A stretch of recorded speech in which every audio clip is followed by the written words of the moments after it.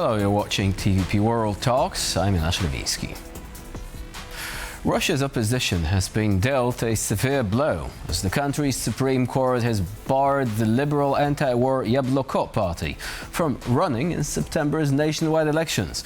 With the sole legitimate opposition force now wiped off the ballot, has Russia taken yet another step towards authoritarianism, and could Putin ultimately regret this decision? Can Russian society still oppose the actions of the man in the Kremlin?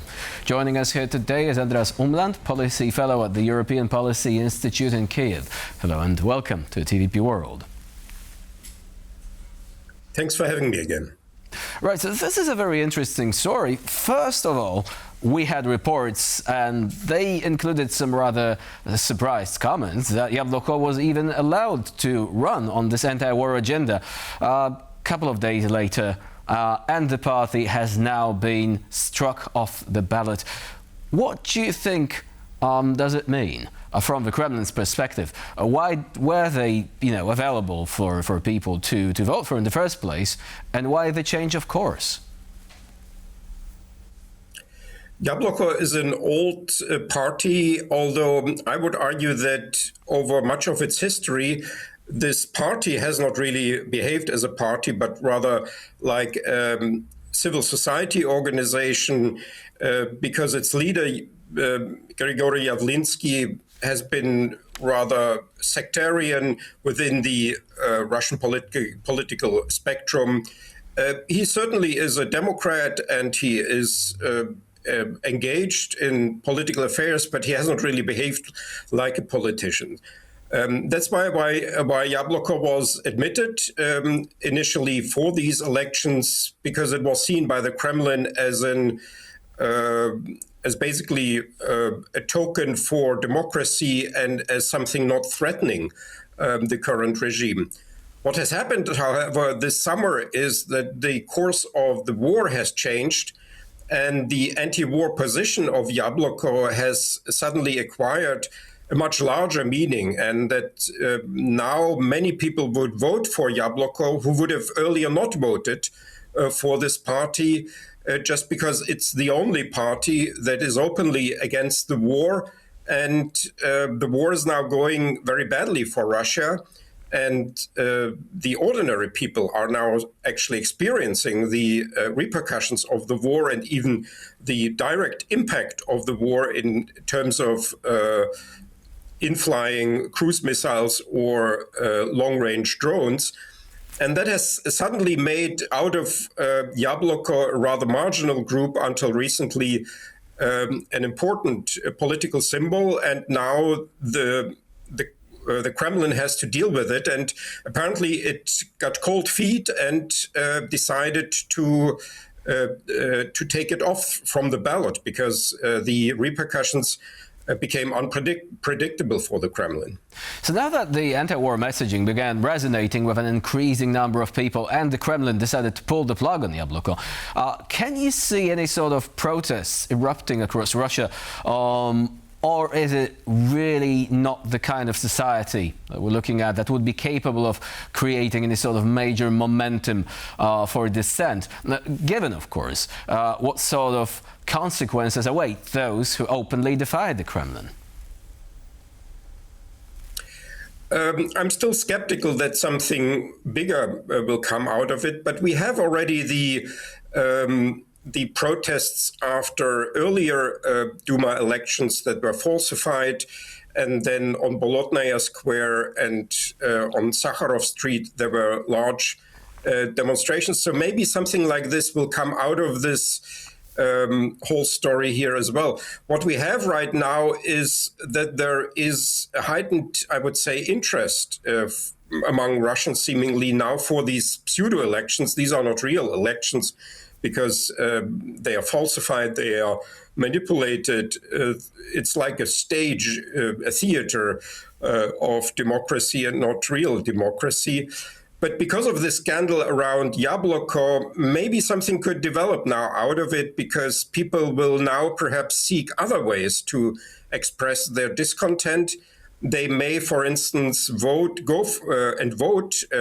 but not for the ruling party, United Russia, but for a pocket party like the Communists or the so-called New People's Party, which is the system is actually somewhat reminiscent of the former so-called German Democratic Republic in East Germany, where you also had not only the ruling then so-called Socialist Unity Party in East Germany, but you also had other pseudo parties. And if then there's a large vote for these pseudo parties in Russia, this could then actually create problems for the regime stability, or if there are large falsifications, perhaps we will have protests like we had earlier after State Duma elections that were falsified. So I think there's now a slight chance for something bigger coming out of it, but still the regime is now extremely repressive. So anybody who wants to go against the regime openly runs risks. And in any way, I think basically Putin and the regime and even the war is in a way supported. What is not supported is it is an unsuccessful war, a war that actually really impacts the lives of ordinary people. So it's a fuzzy situation, at least for me, and I have now actually, nevertheless, a little bit of hope that something bigger could come out of it. Do you think the Kremlin is taking a major risk by removing what some people could describe as a safety valve? Basically, the sort of party or political movement that would not probably be able to displace Vladimir Putin's regime anyway, but it would allow a degree of political self-expression for the citizens. Now that this safety valve is gone, do you think that dissent could take on more dangerous forms? Maybe. I think the party was taken off for security reasons because there was perhaps a feeling in the Kremlin that this originally marginal party could this time do very well in the elections, and it would then either be necessary to really falsify the elections massively, or to let this party have deputies in the State Duma, and maybe even the whole faction, and that would then create a source of instability for the regime. And now the regime has been calculating that it's better to not run this risk. But now that they've taken off Yabloko, the ballot, and I don't think it will return to the ballot, there's still a review process ongoing, but I think Yabloko will not run, not the party at least will not run. The individual candidates may still run. There are apparently over 100 deputies, candidates in the single-member district elections, and some of them may make it to the State Duma. So the party will not have its own faction in the State Duma, but because this scandal has now raised the stakes for the whole country in a way, maybe there will be now some sort of counteraction, I would hope, by ordinary Russians who are tired of the war and who will now think how they can vote in a way that, or behave in a way that the war ends. I think there's a slight chance for this happening. I would still not put my money on it, but there is now a process ongoing. There's something in flux in Russia. And the main reason here is clearly simply the Ukrainian successes of the last month. It has nothing to do with some sort of moral or ethical change in Russia. I think many Russians still want the empire to exist, but they want it at a low cost, and they want perhaps imperial expansion, but they don't want to then run the risks and the price that comes with it.